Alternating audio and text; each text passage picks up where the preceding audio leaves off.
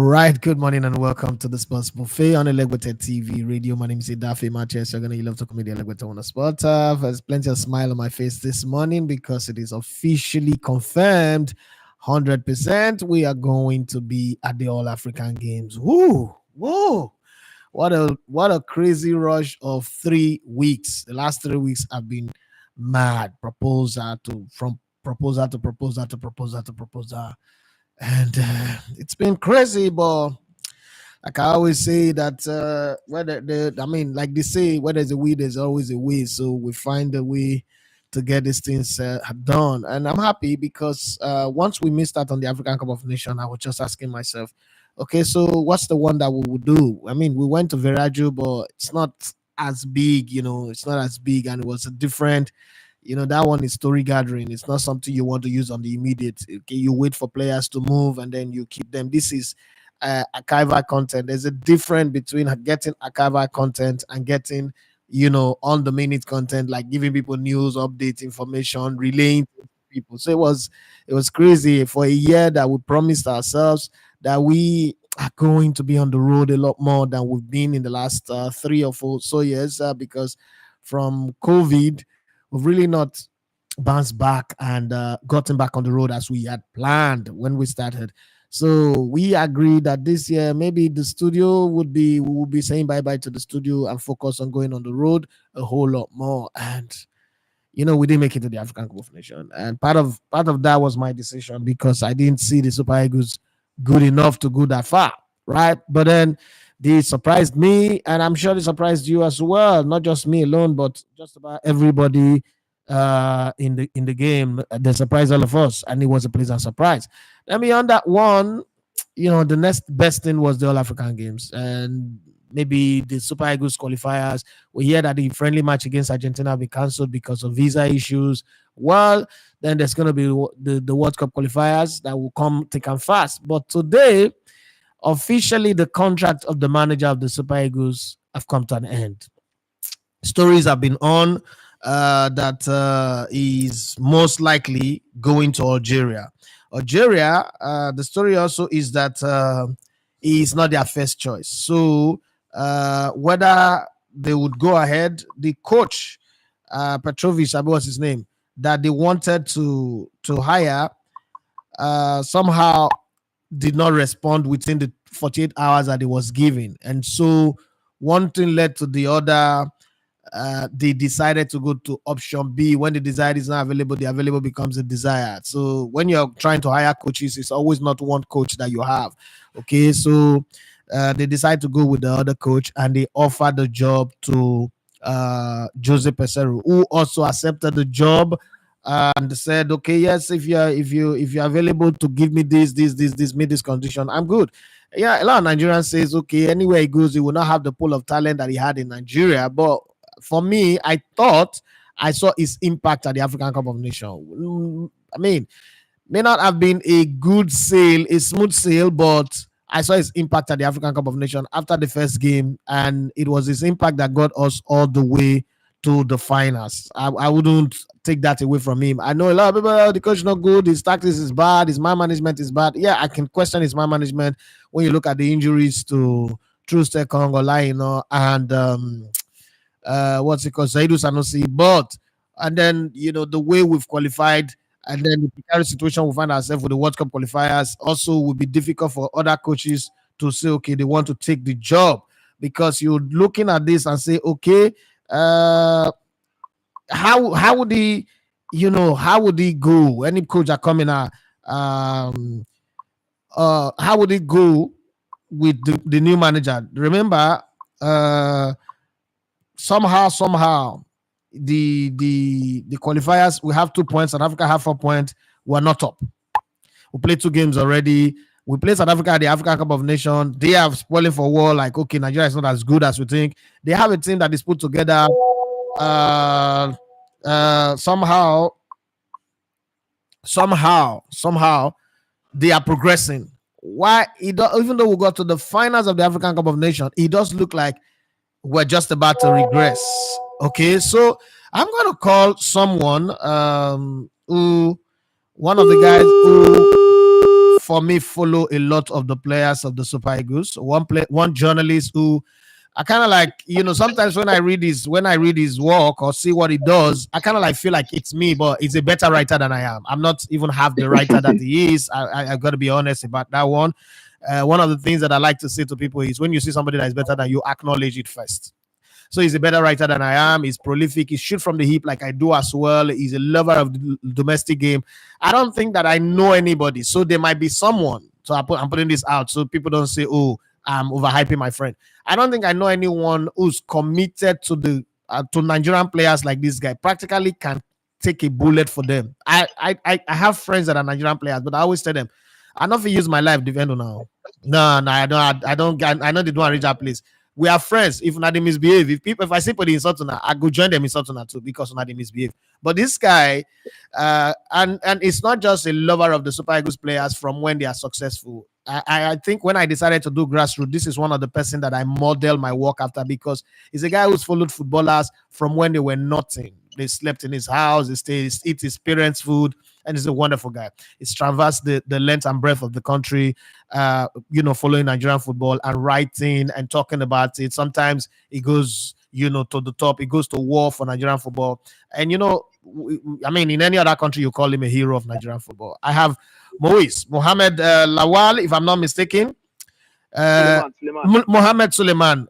But people know him as Moise. Moise is the name that we all know him as.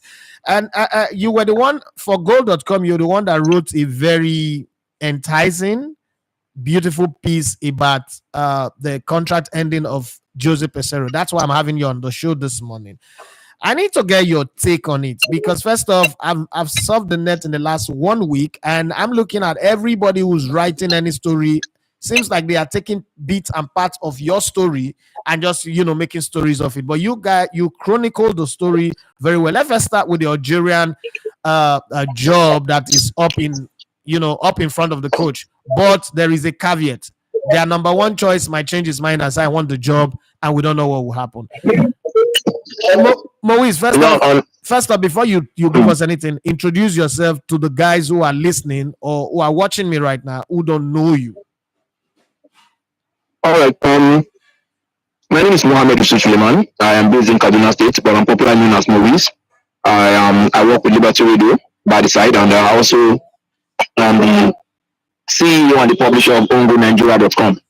I also want to put it out that when we opened Ongo Nigeria, sometime around 2016, one of the first persons to have actually showed us love, retweet our post a lot, old account is the man I'm talking to on phone. I remember very well. I grew up, I'm listening to him, actually idolizing. I remember that very day, it was Nigeria playing a friendly game. Samson Siasa's Olympic team were playing a friendly game. And we were streaming the game, doing live update on the game, and you were also doing the same thing. And then you said you want to go to bed, but people can as well follow Ongo Nigeria. The guys are doing well. You must have forgotten, but I didn't. Wow. I didn't, and it's just how I am. I can't even remember that, but thank you very much for acknowledging that. Thank you for the flowers; they are very nice. Now, I must say one thing: if you know me very well, I don't beat around the bush. If you're doing a good job, if it's better than mine, I'm going to say you're doing a good job. If you're also not doing a good job, you will hear from me. Now, long and short, when did you start hearing this story? Come on, you're friends with just about everybody in the Super Eagles. People like Moses Simon. Let's give you your flower. People like Moses Simon. People like Jamilu Collins, Sadiq Kumar. These guys lived under your roof, ate your parents' food, grew up with you. So you obviously have in intel that people like us don't have, which is your advantage. They call it trade secret. When did you know that Jose Peseiro most likely might not be renewing his contract?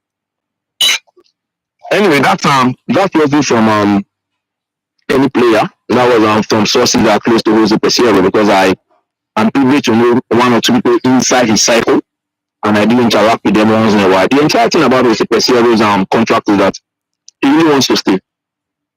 He wants to stay, but the offer from the NFF is being seen as being derogatory and insultive and probably a little smack of disrespect to the work that he felt like he has done for Nigerian football.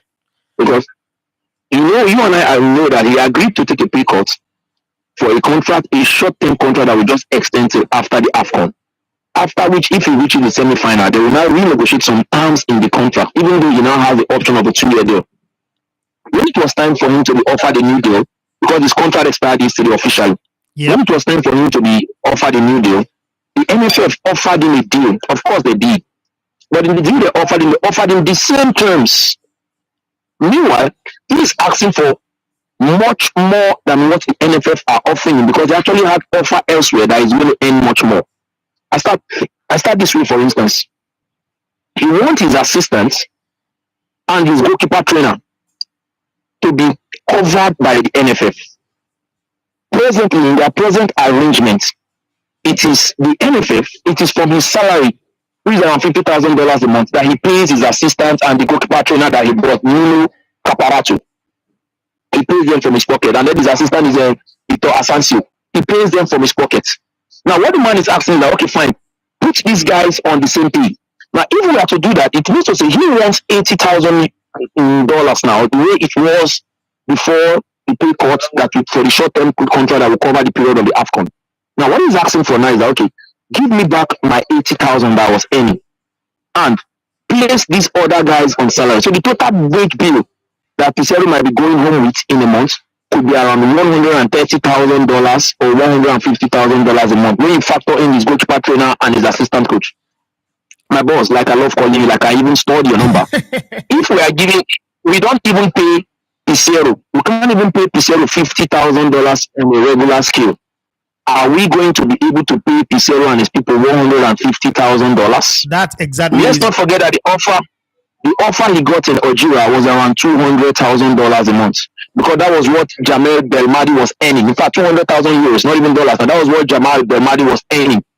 But the Algeria job has one or two key legs, has one or two bottlenecks, bottlenecks. But that of Nigeria, if this can be sorted, and again, the NFF wish, from what I gathered, isn't to extend Peseiro's contracts. It is not in a plan, but some forces beyond the NFF are insisting that Peseiro, who has given Nigeria our best AFCON performance in 10 years, when we finish second, deserve an extension. Of course, now, it does. How do we maneuver out of this quagmire? $150,000 a month could be what Peseiro and his boys should be earning. We can't even pay only Peseiro $50,000. How can we pay him and his boys $150,000? Moise, let's also put this thing on the balance scale. First off, you just ended by saying we can't pay him $50,000. How can we pay 150? Again, those powers that be that want Moise, that want Peseiro to continue, are they willing to also fund the payment of the coach? Because the powers that be might be IOPS above the NFF, it might be ministry, it might be government. You know that officially the NFF is not captured in any policies of government. And that's always a problem. So what they do for the NFF is like a bastard child, or picky way woman carry come marriage. You know, in they get grant for will of the papa. And so the will of the government, the NFF does not really have a say so. So, and then this is not Amaju who can bamboozle his way, go get marketing sponsors and the rest. When Ibrahim Gusso came in, and one of the reasons why I really don't even criticize him, he came in and met a bill of a debt of 3.7 billion.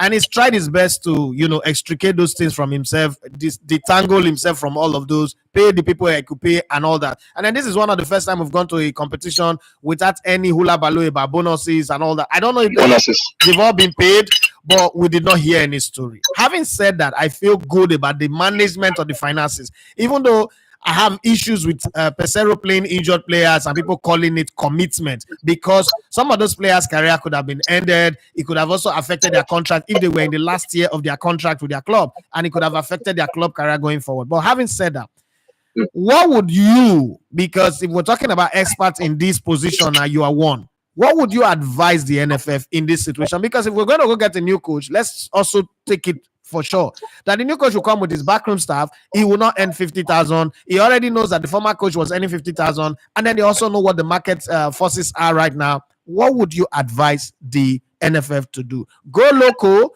and then pay whatever you can pay, or go get a foreign coach again, which I think there's no local coach anyway that can even coach the Super Eagles. That's my own take. I might be wrong. Correct me. What would you advise? Anyway, we're on the same page of no local coach can coach the Super Eagles, because there are a lot of everyone happening around the Super Eagles camp. that I feel a lot of our local coaches will struggle to manage and to maintain, because the Super Eagles, according to Genotro, it goes beyond assembling a group of talented players. You also have to manage ego, clashes, and then interest as well, and then cliques. Yeah, a whole lot. Now, looking at if I'm in a position to advise the NFF, I'll still think our best bet is to keep Jose Peseiro, to be very honest with you. Because just like you rightly mentioned, any coach that's coming now will come with his backroom staff. If he comes with his backroom staff, he already knows from the get-go that Peseiro was earning $50,000 a month. If he comes, he won't ask for $50,000 again. He will ask for something close to what Peseiro is actually demanding. Absolutely. And you look around, my boss, we don't have that pool to pull a coach away from his job into our cycle. We don't have that. We don't have that kind of finances. Of course, we have the image. Of course, we have the name and all that. We could get a coach from Eastern Europe, but like you and I know, coaching employment in Nigeria is never as straightforward as it should be. True. We usually don't get the right choices, because even in the interview that brought Peseiro to the game, he was third. He was behind Ernesto Valverde and Philip Cocu. But of course, he already had his way with Amadou Pinnick. That's why he became the coach. So how sure are we that even if we align Peseiro good, we are going to bring an upgrade on Peseiro? Let's not forget, I mean, with all due respect, often Guabon is somebody that I respect. But you can't say Guabon is as good as Genotro. It's not nearly close. It's my big brother, but it's not nearly close. I mean, in the days where I've not been close to the Super Eagles, I'll be able to say, forget, give home base coaches a chance. I have been embedded in this team now for 4 to 5 years. The ego of the players of the Super Eagles, even devil, they fear the ego. That the level, the disgusting ego of the Super Eagles players. And I'm not saying this to disrespect them, but I just feel like sometimes that is what is standing between them and the greatness. A generation of great players that could dominate African football for maybe four consecutive African Cup of Nations. We have that generation of players, but unfortunately, their ego is bastardizing whatever opportunity that they've got. And to be a manager of the Super Eagles, you have to not just be a tactical person; you also have to be a babysitter. And I mean, there's no local coach that is a babysitter here. You know, when you're a babysitter, the baby will vomit on you, the baby will spill food on you, will poo on you.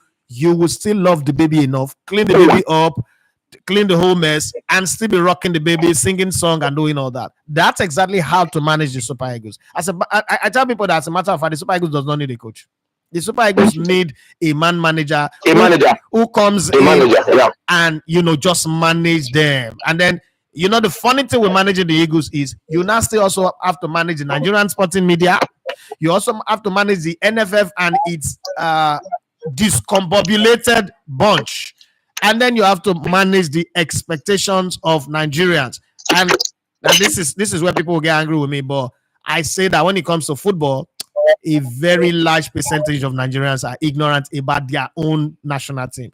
They might know a lot about Manchester United, Chelsea, Premier League, but when it comes to the national team, we don't know what's going on in the national team, and that's very, very bad. So let's do a little bit of recap in the next 2 minutes of the African Cup of Nations.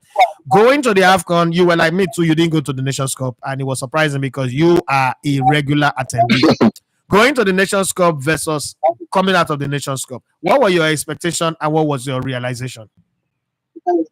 Before the AFCON, I remember you called me on the day and we had a discussion where I said to you that if we get to the semi-finals, I'll go to the AFCON. Yeah. By the time we got to the semi-finals, and I was seeing a ticket of over 800,000 returned for 1.2 million, and we had another conversation again. And I said to you, I'm like you in a way. I fund myself. Where am I going to raise 1.2 million from? It doesn't make any business sense. It doesn't make any business sense to me. Now, but going to the AFCON, a lot of us expected that the Super Eagles will not go as far as they did. Yeah. They stumbled on a formation that worked for them, not until, like you rightly mentioned, the coach decided to kill the players. Yeah.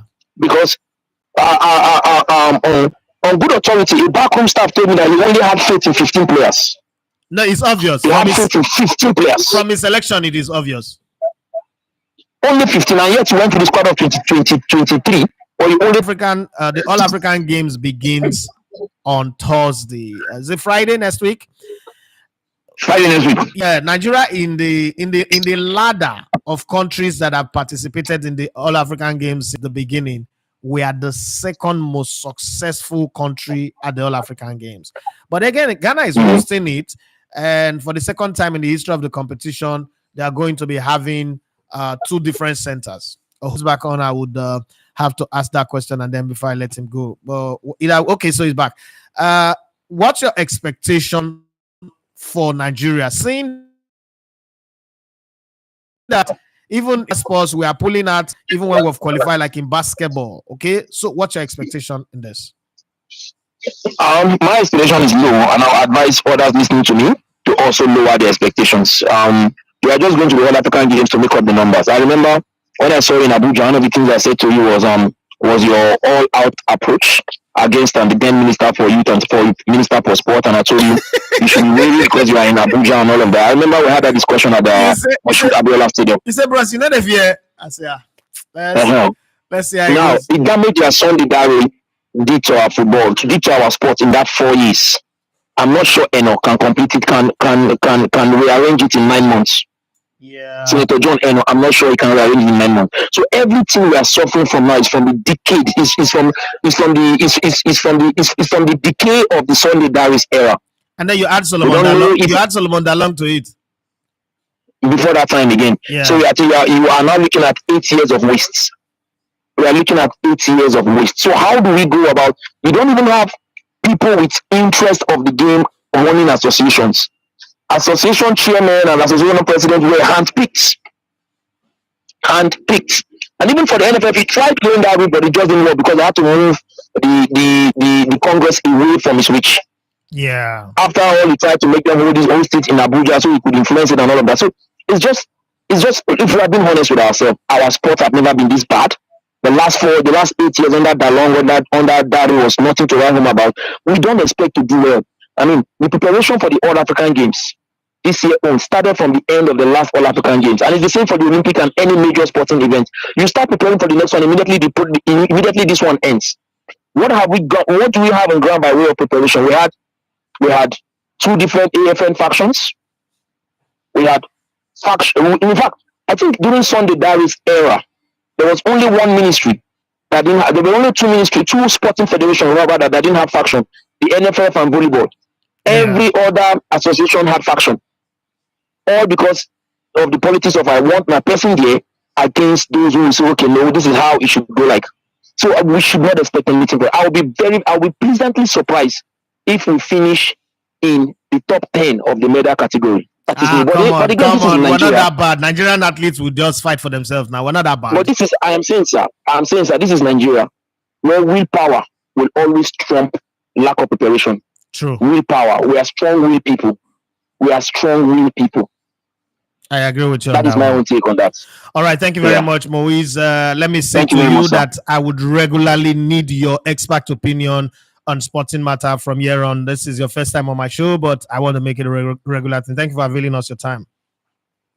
You're welcome, my boss. Any day, I'm always out to tell the truth. You want to put the picture the way it is. It is hard, especially in a country like Nigeria, where eye service is a higher degree than a master's degree or a PhD. Okay, but hey, some people are still there that would always stand for the truth, and most times those people become enemies to everybody, because when you stand for the truth, you become enemies to the establishment. It's as simple as that. But hey, thank you very much, Moise, for sharing your thoughts on the show. Why don't we go and get a world-class coach, a Jose Mourinho, a Pep Guardiola? Like, I don't understand who they feed you now. I don't know what to at the shop, but it be like say something no dey right. The one are the reason, the way some of these people the reason. But hey, that's a far conversation. Now let's look at what we have. Knowing that we do not have the money to employ a world-class coach, knowing that this man have been offered over 200,000 euros a month to go coach Algeria, and he's willing to even take a pay cut on that, supposedly new contract to coach Nigeria. What would you advise the NFF to do? Because the NFF is still saying, this is what we have. It's a take it or leave it deal. What are the guarantees that somebody else is going to come? I am standing here and saying that there is no, in this, people are saying, Amunike should take over. We're not going to qualify for the World Cup. Amunike takes over the Super Eagles. Forget the World Cup. I will bet anything with anybody on that one. Amunike takes over the Super Eagles. The World Cup is gone. It's over. It's over and done with. First off, America cannot even pull the clouds. You see, when as bad as people say Jose Peseiro is, you see where we go to play friendly matches. You see the kind of engagement that we were having. Same with Randy Wardrum with the Super Falcons. If you give an indigenous coach, what it would do, one thing that is guaranteed is that you will hear his voice a lot on local radio station. Yeah, because that's what the ex-pro footballers do. Once their salaries are not being paid, they are broke, you will see them making noise. And that noise is what they use to ruffle the water. They'll give you some exclusive, they'll tell you some things. You start hearing the grumbling tune. You don't want to have that with the Super Eagles right now, especially with our precarious World Cup qualifying position. So for you guys out there, you that are lovers of the Super Eagles of Nigeria, you guys are the fans and the followers of this channel. It is time for you to get involved in the conversation and tell me what you think. What do you think the NFF should do? Yes, the contract of the coach officially ended yesterday, but you guys could, have your say on this one. I'm not sure whether your opinion would just change everything overnight, but it's good to, like my mom used to say, sitting on the fence is a problem. You have to tell me what side you are on. You have to be on the left side or on the right side. It is better that you let me know that you're against me than pretend like you're for me, but you're not for me. Because when I find out, I might kill you. If you tell me up front that you're against me, we might not agree, but I'll respect you. Okay, so we've got to set our position here. Now, what are the options? Jose Peseiro continues. We pay him $130,000 a month, which we will struggle to pay anyway. Jose Peseiro goes. We choose Emmanuel Amunike that can, retain this current salary or even less, to be very honest, less. And his backroom staff will be Finidi George and the rest of the guys that are there. Or we say, okay, you know what? Let's go abroad and go get someone else from the Eastern Bloc, Serbia, or whatever, all those, some kind of name that have Milik in it, Milikovic, Maskovic, Kaskovic, all those vicious names there. We'll go and bring some vicious coach and bring them to come coach again. First off, it will take him like a couple of months to understand Nigeria, a couple of months to understand how, vociferous our fans can be, how space invading when our national team players come to camp, how their families and friends and their hangouts would come, how unprofessional our players can be. The thing with the Super Eagles is same with Nigerian politics. From outside, everybody have the solution to the problem until they get voted into power and they realize that there is something in that place that makes you lose a sense of control, that makes you always want to travel all around the world, that makes you always want to drive a convoy of 2 million vehicles and achieve absolutely nothing. Well, thank God for the guys that are achieving success in Abia State, and I hope that every other state will continue to emulate that. Like I was saying the other day, that look, the best way to fix Nigerian problem is the state rise up to their responsibility, because once every state begin to look good, some of us will forget whether there is a president or not. It's a long conversation, but it's something. And how did we get from sports to politics? That's what you'll be saying. But listen, everything that happens in our lives is woven into the fabrics of our national politics and global politics. And if you don't think about it once in a while, then now you know what you think about. Having said that, there's just something that I want to bring as a caveat as we discuss. I've noticed as I go around and as I study people, both the ones in Nigerians and the ones in diaspora, that we are using this wokeness and civilization to lose our cultural heritage. Those of you that are raising children like I am doing, let us agree to disagree here. That as we raise our children, there are certain basic responsibilities that is the job of the parents. Teaching your children how to greet their elders is the job of the parents. Teaching your children how to pack their plates when they finish eating is the job of the parents. Teaching your children how to wash plates and learning how to wash clothes as they grow up is the job of the parents. Teaching your children that when they wake up from their sleep in the morning, it's their job to dress the bed. It's the job of the parents. Not be everything teachers could do. Having said that, you can challenge a teacher that is overloading you with homework. I've done that before. There's too much homework coming in from the school. I go to the school and I'm paying the school fees. If you want us to share the school fees, I will share it so that I become a teacher, a part-time teacher. I take 40% of the school fees and then you take 60%, because I cannot pay you over millions every term and then you're giving me 80% of your workload. I'm not going to take that. But having said that, let us gradually go back to the suit of learning to teach our children. And then one thing that I'm going to say now that some people would hate is no matter how angry you are with Nigeria, especially those of you that have gone to the diaspora, stop telling negative story about Nigeria to your children. The kind of confusion you're putting that child in the future, you don't even know it yet. Because in the future, your child, so don't use those people like Bukayo Saka that have made it in football. Think about those that have not made it in football. They are too black to be Western, and they are too Western culture wise to be black. And then they are caught up in this oxymoronic confusion, cultural identity, complex identity crisis that they find themselves. Please, whatever drove you out of Nigeria, don't be a Victor Moses. Don't go and lie just because you want to get acceptance. And then to keep that story on, you now mislead your children. Please don't do that. Okay. The reason why I'm saying that, let me go back to one story that I've been trying to read for you guys all through this week, and I keep jumping it. And now this is Friday.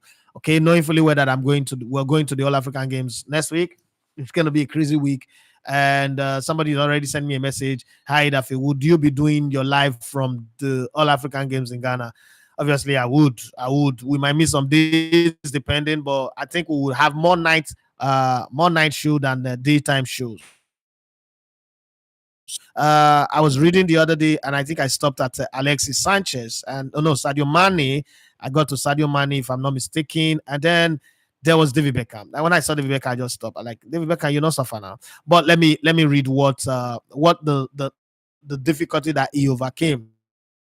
Obsessive compulsive disorder, or otherwise known in medical term as OCD, is often mocked and sufferers are derided as being weird. But at its worst, it can be severely debilitating and restrictive mental illness. Former England captain David Beckham revealed he had been dealing with OCD for a number of years. Shortly before the 2006 World Cup, he had successfully hidden it from his Real Madrid teammate, but colleagues at Manchester United would deliberately play pranks on him. Okay, Beckham always managed to rise above his condition, stay in control. That was the challenge that he had to deal with, and that's not something you should toy with. If you do some research about it, you will know how difficult it can be. And somehow, this research would even reveal some things about yourself, or probably your children or your family member. That's just a funny thing about life. Sometimes other people's problem is where you not see your own. Let's look at Tevez, the guy who signed the contract and bought his entire family members also. Okay, adopted by his aunt and uncle, Carlos Tevez endured a difficult existence growing up in the Buenos Aires barrio of Forte Apache. Okay, no wonder he is called the Apache, a neighborhood dominated by violence and crime. Okay, in case you don't know, you liken into what they call in Brazil, what's it called now? The favelas, okay, the favelas in Brazil, or you can say what Morocco or Makoko, or I mean Mushi or Ajegule or Wari, like generator, the area I grew up, Iara, those area, you could liken that to it. Okay. He was even hospitalized for 2 months as a child after being badly scalded by boiling water. It was that incident which gave him the distinctive scars on his neck and chest. But hey, since making it as a professional footballer, Tevez has played in 5 different countries on 3 continents, winning 8 national titles, the Champions League and the Copa Libertadores. Okay, now this is the one that as I'm reading it, I'm getting pissed. Let me skip it first. I'll come back to it. So let's talk about Ronaldinho. A young Ronaldinho initially grew up in poor surroundings in a favela of Porto Alegre in the south of Brazil, only moving to a more affluent area when his brother signed for local giant Grêmio. But tragedy struck the family when Ronaldinho's father died after suffering a fatal heart attack in a swimming pool. The 2002 World Cup winner was just 8 years of age at the time, but he soon progressed through the ranks at Grêmio before moving to Paris Saint-Germain, later Barcelona.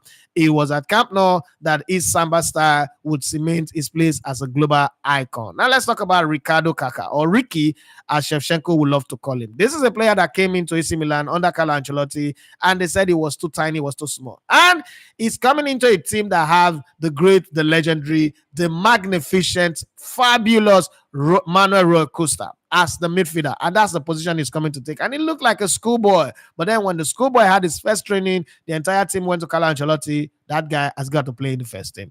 Kaka won the World Cup, the Champions League, and the Ballon d'Or during a glittering career, but none of it would have happened had he not made a miraculous recovery from a serious swimming pool accident suffered at the age of 18 in September of the year 2000. The Brazilian, then an emerging talent at boyhood club Sao Paulo, was left fearing he would never walk again as a result of a spinal fracture.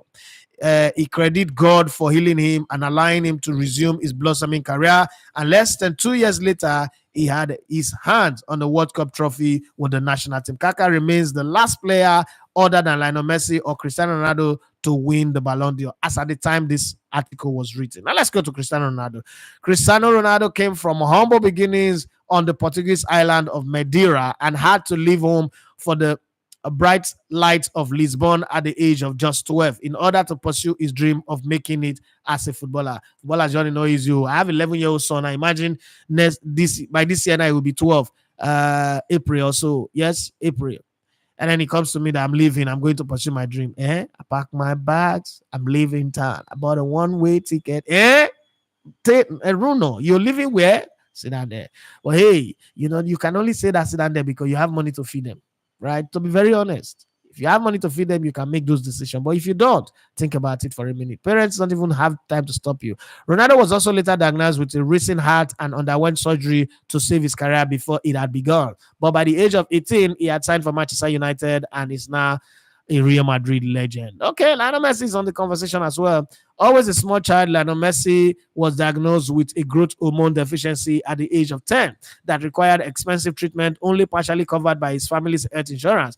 His club at the time, Newell's Old Boys, promised to pay only to renege on that pledge. Wow. But they have health insurance and they are poor. Some of us, they claim say we're rich. We'll not get health insurance. So. Bonnie's ex Giant River Plate wanted him, but they couldn't afford to pay for his treatment either, leaving a trial at Barcelona his best option. Hard to believe, given his achievement at Camp Nou, but the board were initially reluctant, given that he was only 13 years old at the time. They eventually relented, and Messi's first contract was signed on a napkin with his whole family relocated to Spain to facilitate his dream. The rest, as they say, is history. This article is brought to you by Tom Brady in cinema soon. Okay, now let's go to one story that got me to read this whole thing. That's getting me very, very pissed. Every time I see the story, I just get pissed off. Victor Moses is the name. Now a Premier League champion and Europa League winner with Chelsea, as well as an African Cup of Nations winner with Nigeria. Those honors you cannot take away. He earned them rightfully. Victor Moses' life was turned upside down at the age of 11 after his parents were murdered and he arrived in England as an orphan asylum seeker. Rising above his tragic circumstances, he began excelling at football after attending school in Southeast London and was soon picked up by Crystal Palace, even earning national attention at the age of 14 after scoring 50 goals in a single season. Moses made the step up to Wigan in 2010 before joining Chelsea in 2012 and finally establishing himself at Stamford Bridge when Antonio Conte arrived as manager. Now, this is why I say don't tell stories about your countries that are bad. This story is now very, very hard to change. But there's a flip side to the story. As hard as this story is, the biggest shame is still on Victor Moses because his father, Friday Gariva, a former Benel insurance player, lives in his house in Jakonde here, Pinal Bush Estate. Unfortunately, the man cannot come out and take the glory of, oh, that's my son. That kind of thing that you do, oh, that's my son. Cannot do press conference, cannot do anything. He's just hidden. I mean, I don't know, but I think it would be a shame, a disaster that we kind of like tell this type of story. I mean, I'm saying this so that you look at your own self, picture yourself and say, so if this was this is my child's story, the story that my child have to tell to become successful, is it worth it? Is it really worth it to tell this kind of a lie? It's easy to lie about Nigeria. I mean, we'll talk about the corrupt politicians, we'll talk about the corrupt government officials, we'll talk about the corrupt people in high places. But you see that story? That's a lot more corrupt than the corruption itself that we all talk about. But hey, who am I to judge anybody? I mean, I'm just an upcoming YouTuber that is trying to grow. Like Maurice said, when I was in Abuja, I took on the minister. Maurice came and said, bros, you get to you that Abuja, you know they fear. The SS go they feel shoot you for nothing. Oh. And I told him, I said, my brother, this is Nigeria. It belongs to all of us. I'm not being reckless, but for a national team to come train and they are preparing for an important match and there is no light, players are training in darkness. Somebody's got to speak up. All this, I'm afraid, DSS don't carry me like 4 times before that. So not be big deep, I say. You know, I remember when I attacked the minister for education under Goodluck Jonathan? Yeah. So it's not a new thing, but I'm just saying we should be careful the kind of stories that we tell. I know that Nigeria are not good, but if you go back to America, Americans of the 50s and 60s is a million times worse than this Nigeria. And the current America, so is about to get down. Shit is about to hit the roof, and it's even getting worse as it is.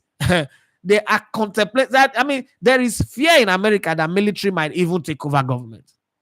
Think about it for a minute. So it's not really easy. If not everybody for wear easy jeans. So that's why my Benin brother would say, hey, pal, my easy. So let's not just be the ones where we say we think that it is a good thing to always run down the country that will come from. Two things happens. One, you must really hate yourself and your ancestors and your entire family bloodline to start destroying your nation to get acceptance with other people. That's one. Two, those people are not really foolish. They know that you are lying. And they cannot trust you that much with their space. Because again, the day you see somebody else again that will put food on your table, you will lie about them. Nobody will take you that serious. I'm just saying. Well, let's go to the comment section to see how it goes. Once again, I like to say we have confirmed that we're going to be at the All African Games, and we're taking a crew of 5, 2 ladies, 3 guys, a photographer by the name of Jamil Adelisi, my producer Ahmed Kalejaye, producer extraordinaire, just came back 2 days ago from Italy. I'm going to stress him again and take him by road this time to Ghana, and we're going to stay there. But Ghana is expensive. Oh. All these people with the dash us money before, they know the dash us again. Now the time to dash us money be this. Ghana is freaking expensive. One Ghana city is 1,000 naira. I don't understand. Ghana expensive. All the things, the accommodation, what they see, they ask myself, I want to pay for this one for 1 month. But we'll not go reach there. Now after 10 days, we'll not be stranded. They don't kick us out on the street. We'll survive, Sha. We will survive. And I will survive. I will survive. Hey God, of all the talent God give me, God don't just add music talent to it. Wow, God. Olatunji man, I say I would work on the structure. Now, so the question is, if you're the NFF president, what would you do? The contract of Jose Peseiro have ended yesterday. Now it's time to go forward. And if you started the show with us, I called Muiz, Mohammed Yusuf Suleiman, and he gave us his take. And the reason why I brought him in, I like to bring people who have it. And then for those of you who are asking, probably where's the South African guy that I promised? He said he's been very busy. It's a busy week. We could do it some other time. I'm okay with that. I don't have a problem. We could do it some other time. So we'll talk to him. I wanted to talk to him about the South African system. How is it that their league is just so flawless? Everything is going well. Their players in the league are going to the African Nations Cup, winning bronze medal. I mean, for me, the best team that came to this African Cup of Nations is South Africa, as far as I'm concerned.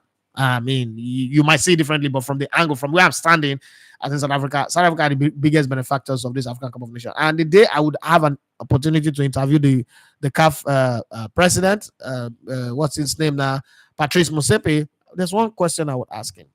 FIFA pay clubs that release players for the World Cup. UEFA pay clubs that release players for the Euros. When would CAF begin to pay clubs for players that they release?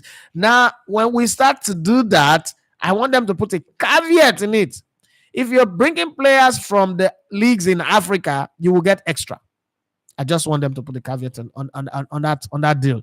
Well, we will get there. I would have a chance one day to interview Patrice Motsepe. That question is going to be at the top of it. Okay, so Olatunji Emmanuel says if he's the NFL president, he said, I would work on the structure of the league.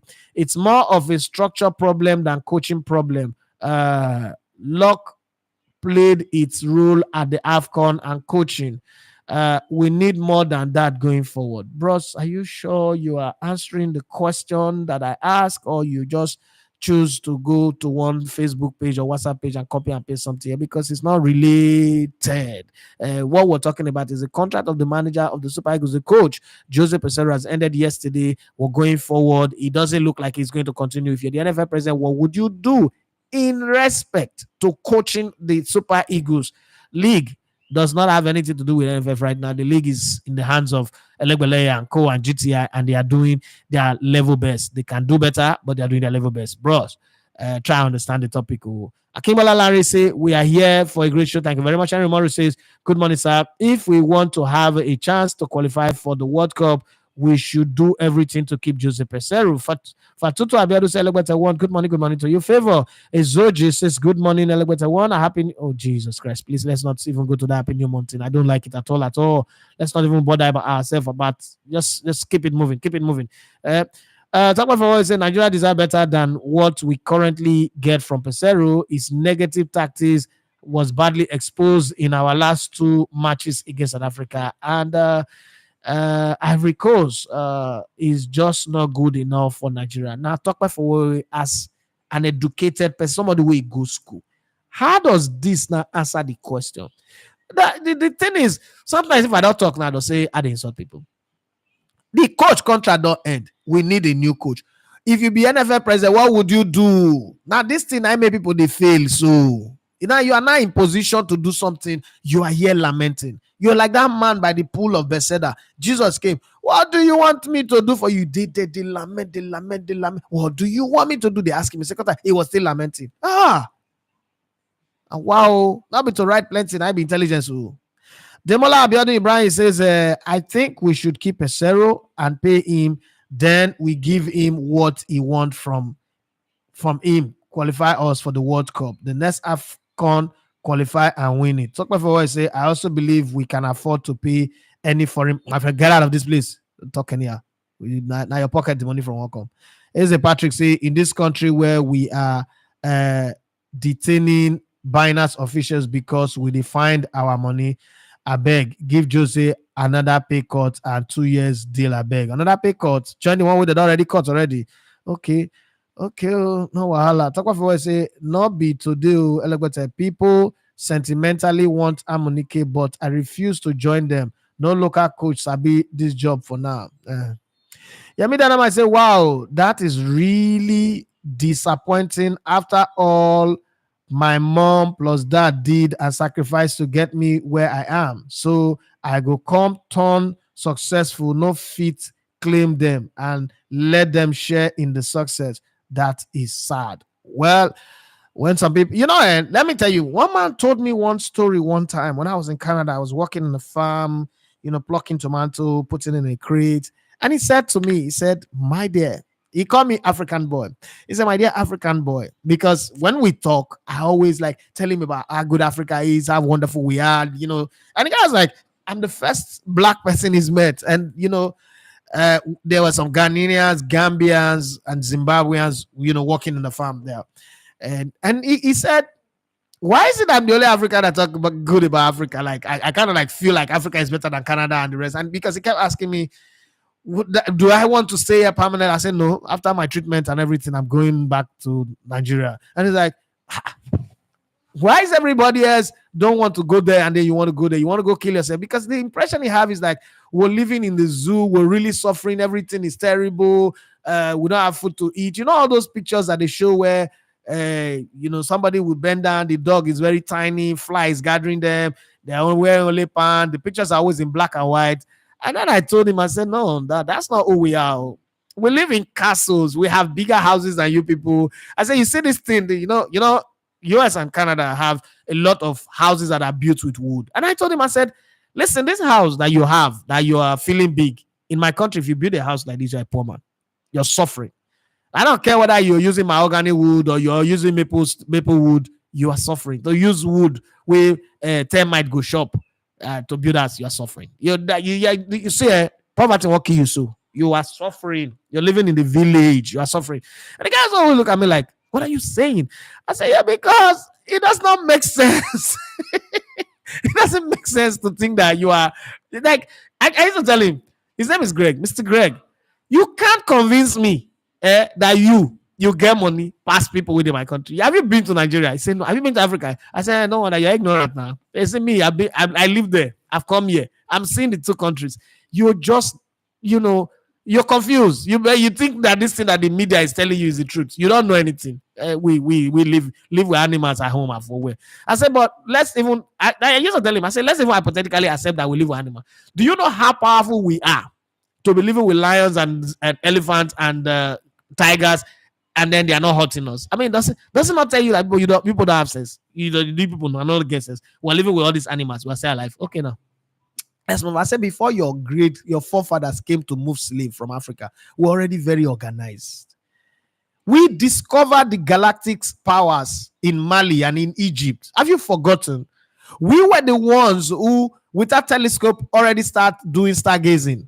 What are you? Why are you coming here to tell me one mumu story that some media manipulated in your head? And the guys just look at me like, man, you love your Africa. I say, yes, I do, and I'll forever do. Wow. I say Victor Moses no do that one well. Now all of them are conspiracy, now family conspiracy, so you can't blame me alone. Everybody's in on the story. I'm more pleased that he is not even taking care of him despite hiding it. No, he's taking care of him. He's in his house. But it's just that the man cannot come out in public and take the glory. Raji Moshu say, I have always had the gist about Victor Moses' story not actually being true. Hearing it from you now confirms that. I say, Uncle E, those who run down the country always forget that they too will suffer the consequences of their bad mouthing. Never ever will the West see an African as a first-class citizen in their countries. People don't know that one now. They don't know. You know why they talk this now? Because you're there now. You're not seeing this.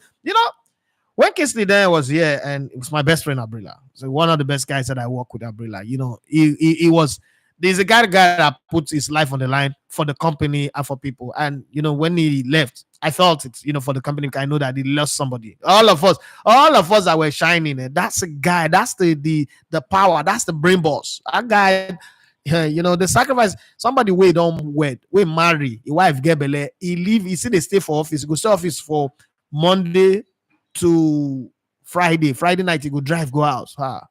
And I'm loyal, but not on that level. God bless him wherever he is. We used to talk about this abroad, and I was like, I don't know what to say. I go for vacation as a global citizen. I am entitled to go anywhere, but that I will not pack your load and go in Jesus' name. Nah, that's not gonna happen. You can't convince me. This country, let it be collapsing. I'm going to be here. My children will go school abroad, yes, because of quality of education. But I would let them know that, God, you guys come back. Even as a day safe, I'm not really keen on that. Go school abroad, or maybe masters, at master's level. School, not your country. Fall in love with your country first. The whole idea of I want to run abroad. Are you a slave? What's wrong with you? The caveat on that contract is we would renew you if you get to the semifinals. In other words, even the NFF did not demand for him to win. He not only got to the semifinals, he got to the final. He overachieved based on the criteria conditions that he was given. So what are you really saying? You give him the same contract. Come on. You cut his salaries from 75,000 to 50,000. He took it. Now you want to give him the same thing? Wow. Collins, Anochiwa, he said this route we have been there before. They should keep the coach and let's build on the gains. Eze Patrick said, good to hear from you again, boss. Wishing you the best for the rest of the year. You too. Pereira want us. Where you did since Pereira? Pereira. Where have you been? You just go and disappear on us like this. NFF gave Peseiro a semi-final target and surpassed the target. So why not renew his contract? We should keep Peseiro. He has the respect of the players and the confidence of the technical director. All right, Pereira went on to say Victor Moses had to what he had to do. A hungry and hopeless child can't see the future or think beyond the next meal. I can't judge Victor Moses because I don't know where he is coming from. He's coming from Nigeria. I can judge him. I can. That's not an excuse. If we want to use that, everybody gets a reason to tell this kind of stupid lies. You want to go and tell lies that they behead your parents in Kaduna? That's a lie. That lie is too big. It put an entire nation in a light that is not good. It is the pieces and pieces and pieces of these small stories that people use to form the data upon which we are judged. It is wrong. Something is wrong. Is a guy it raped somebody. Say, hey, you don't know if he was sexually starved for years, and then when he got the opportunity, he just rape. I cannot judge him. Ha! Can't judge him. But I want to say greetings, boss. It's been a minute. Meets your show a lot today. Now my day off. That's why I'm able to participate. Keep up the good work. Thank you very much. Talk about say, I'm sorry, got carried away by your conversation with your guests. Didn't really hear your question. As the NFF president, I will still look for an unknown foreign coach, especially from Holland. Okay, now you're answering my question. Raji Moshudi say, I'm giving same contract cost. I don't have the capacity to pay more. If he gets better offer, he can leave. Okay. Collins, Anochiwa. Well, we're 2 minutes away from the end of the show. I love the way you pronounce my name. Oyibo, don't spoil, I'm tired. We should try. That's one thing I'll give credit to Brilla FM for. Credit massively to Brilla FM. Brilla FM will tell you that we are not expecting you to know every name, but make an attempt to pronounce it well. And so that when people hear it, I mean, your country name, so you should know how to pronounce the enunciation of the name, whether it goes up or goes down. Obviously, you're not from the tribe. Sometimes what you think goes up might come down. What you think comes down might go up, but give it an effort. That's one of the things that, I mean, in Brilla FM, you are really, I don't know if now, but back in the day, you are really told to make effort. It's not like they teach you, but you see, when you walk in the circle of stars, everybody is good. And probably you have a competitive spirit. You want to be better. You want to do way, way better than every other person around you. And that's what keeps us going, because I mean, I look at Tony as like, man, I can't slack. Or this guy go oversign me. Charles Leclerc is coming. That one not consign me. I just need to stay. Who's the best? Who's the best? No. They are coming from work thinking of Murphy. They should be going to work thinking of me. So it was that mentality anyway that got us to that place. Well, thank you very much, everybody. It's the end of the show. I've had a good time. I was massive thank you once again. Shout out to Mohammed Yusuf Suleiman, aka Moiz, for giving us an in-depth thought, professional thought, experience, informed thought. Those words, they really means a whole lot. Okay, they really means a whole lot to me. Knowing the struggle and the way the country is and all that, to even be able to say eventually we're going to the All African Games. As at yesterday, I was beginning to say, you know what, All African Games is the Africa Cup of Nations. Let's keep it going. And the target this year is to go to the Olympics. I still think that it's possible for us to go to the Olympics. It's a bit sorry for me. Like okay, which day we start this project and then we're talking all of this, big tournament now. But I'm hoping that we'll go to the Olympics, and I'm hoping that our numbers, our subscribers will also go up, our views will go up, and a lot will change between now and August. August is the Olympics, but let's do the All African Games next week. I think on Wednesday we'll hit the road very early, so you have the show on Monday, you have the show on Tuesday, Wednesday. You will not have the show. We'll go on Wednesday, and if you're not solving the problem, please don't stand in the way of those who are solving it. And you yourself, don't be the problem, be the solution. God bless you and have a wonderful day. Bye bye.